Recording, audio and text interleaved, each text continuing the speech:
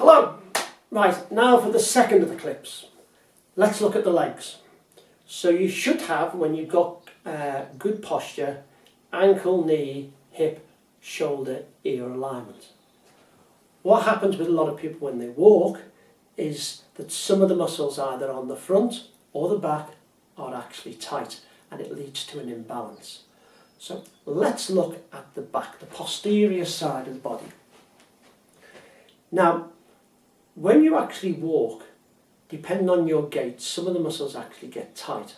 Now I'm going to give you an exaggerated example. High heels. Right. For every inch you put on a heel, you magnify the amount of pressure on the ball of the foot. So to actually feel this without a shoe on, just think, right, okay, I'm going to walk around the house just on the balls of my feet, just for a minute or two. For every action, there's a reaction. What will actually happen? You've taken yourself out of kilter, so as soon as you elevate your heels, for every action, there's a reaction. So what happens? The knees go forward to give you more balance.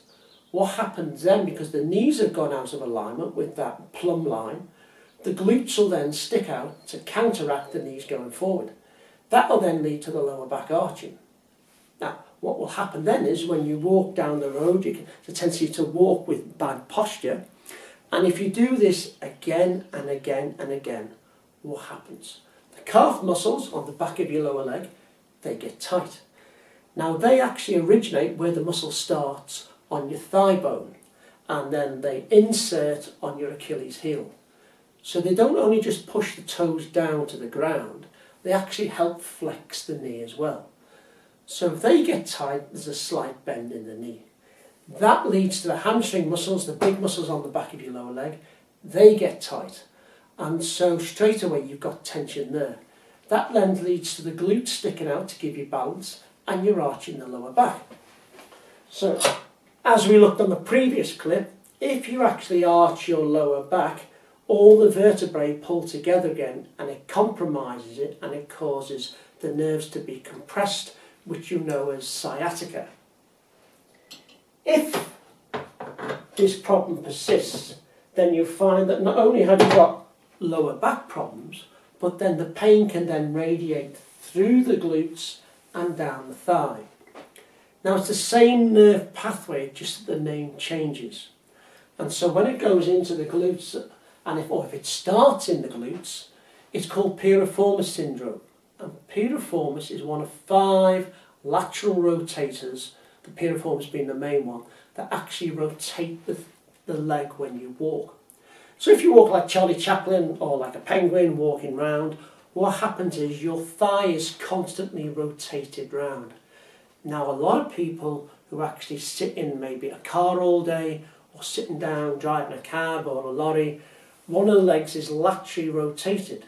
If you sit down on a chair in an office job and you sit and you move your legs apart, you're laterally rotating your thigh. So it can lead to real tightness in the gluteal area, and if the piriformis is compromised and it gets excessively tight, it can compress against the nerve, and pain can start in the glute and work its way down your leg. So what you need to do is look at gluteal stretches, specifically for the piriformis and the gluteals, to bring the leg back in the midline. So when you walk or when you run, you've got toe, ankle, knee, hip alignment. Now it could be that just one leg is a problem. So next time you walk, you jog or you run, get someone to film you, or just look at your own gait, or look at the sole of your feet, the shoes, the trainers that you actually wear, to see if there's wear on one side, to show that your leg is actually rotating round to one side.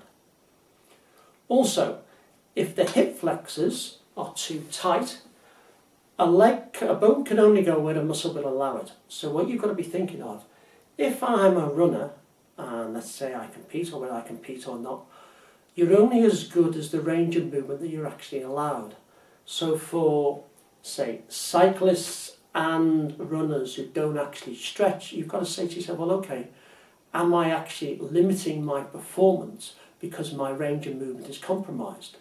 If you're a cyclist and you actually pedal on your bike you never get a complete range of movement, because if you did, you'd have to actually lengthen the limbs on your leg.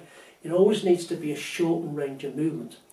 Also, if you're in a low profile position, you're rounding your back with your head down, especially if you're on a time trial bike. And so what actually happens then, you get this curvature of the spine and your shoulders rotate in to make yourself as narrow as possible when you're in a low profile position.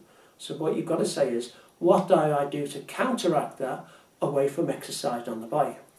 And that's why whether you're a runner or a cyclist, any sports person, you've got to be thinking, I've got to work on the upper torso to actually get my ear, shoulder, hip, knee, ankle alignment to enhance my performance so I can breathe deeper, my inspiration and expiration will improve, my performance will improve, because if I lengthen the muscles in my torso and my lower limbs, my gait is better, and so I've got better performance and I will recover quicker from any given activity. Thank you for now. Stay tuned to future clips.